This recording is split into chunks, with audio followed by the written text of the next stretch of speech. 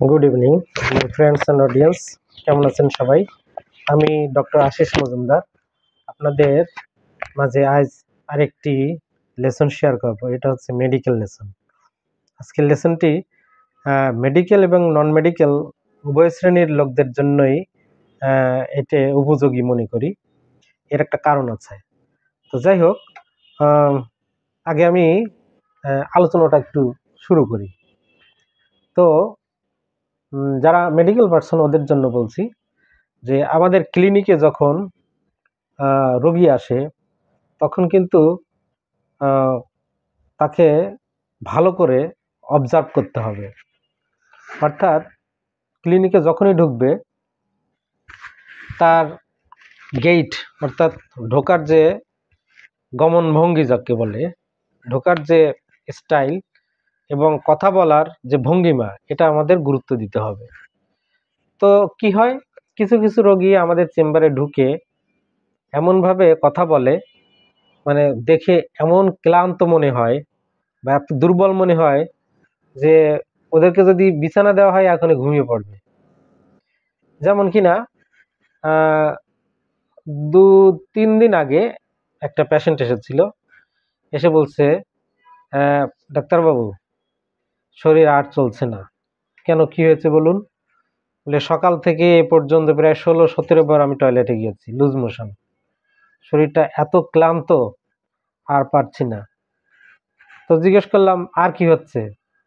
তখন একটু বিরক্তি হয়ে মানে একটু ভ্রু কুঁচকে গেল, বললো বোঝেন না কি হচ্ছে, কাজকর্ম আর করতে ইচ্ছা করতেছে না, কিছুই ভালো লাগতেছে না, মনে হচ্ছে শুধু ঘুমাই।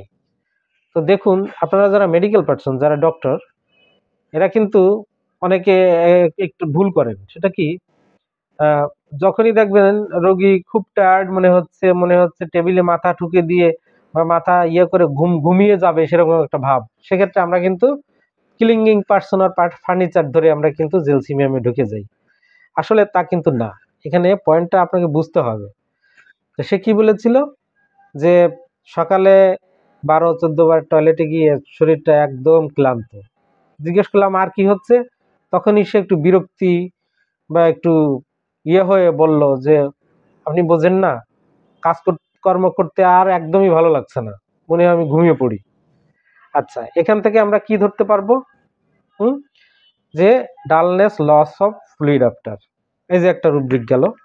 আর দেখবেন এই সমস্ত রোগীদের যদি আপনি কোনো কোশ্চেন করেন, এরা উত্তর দিতে বিরক্তি ফিল করে, বা এদের উত্তর দানে যদি আপনি বাধ্য করেন, তাহলে অ্যাঙ্গার কোশ্চেন হয়ে অবলাইজ টু, এই যে আরেকটা রুব্রিক আছে, এটা যদি আমরা নিই এইটা।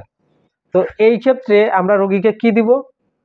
যখন দেখবেন আপনার প্রশ্নের উত্তর দিতে গিয়ে সে একটু বিরক্তি ফিল করছে, রাগ হচ্ছে, অ্যাঙ্গার কোশ্চেন হয় অবলাইজ টু, হ্যাঁ। আর dullness, loss of fluid after, এই দুটো ধরলেই কিন্তু আমাদের মেডিসিন কিন্তু চলে আসে। কি আসে? নাক্স ভূমিকা। তো নাক্সের পেশেন্টরা কিন্তু একটু কি হয়, ওরা তো অনেক বড় জার্নি আছে। এটা এই জন্য আজকে বললাম যে মেডিকেল এবং নন মেডিকেল পার্সন সবার জন্য এটা একটু প্রয়োজন। আজকে যেটা বললাম, আমরা এই পলিক্রেস্ট মেডিসিনটা যারা ডাক্তার বা যারা সাধারণ মানুষ আমি দেখেছি, এরা গ্যাসের ওষুধ হিসেবে প্রায় বাড়িতে ব্যবহার করে থাকেন। তো আমি ভাবি যে এরা এইভাবে ইউটিউব দেখে দেখে এইভাবে ওষুধটার মিসইউজ করে থাকেন। আসলে বিষয়টি কি তাই? তো আমরা বলবো, যাই হোক না কেন, হোমিওপ্যাথি মেডিসিন আপনারা এটাকে পানি পড়া মনে করুন আর যাই করুন, ডাক্তারের পরামর্শ ছাড়া খাবেন না। এর কিন্তু যে কোনো একটা জিনিসের যার উপকার করার ক্ষমতা আছে তার ক্ষতি করার ক্ষমতা আছে। সো বি কেয়ারফুল, সবসময় ডাক্তারের পরামর্শ মেনে ওষুধ খাবেন, আপনার জন্য মঙ্গল হবে। তো আজকে এই পর্যন্ত ক্লাস থাকবে, পরের ক্লাস আবার পরের দিন হবে। সবাইকে এখানে আপাতত বিদায় জানিয়ে এই ক্লাস শেষ করছি, আবার দেখা হবে। নমস্কার।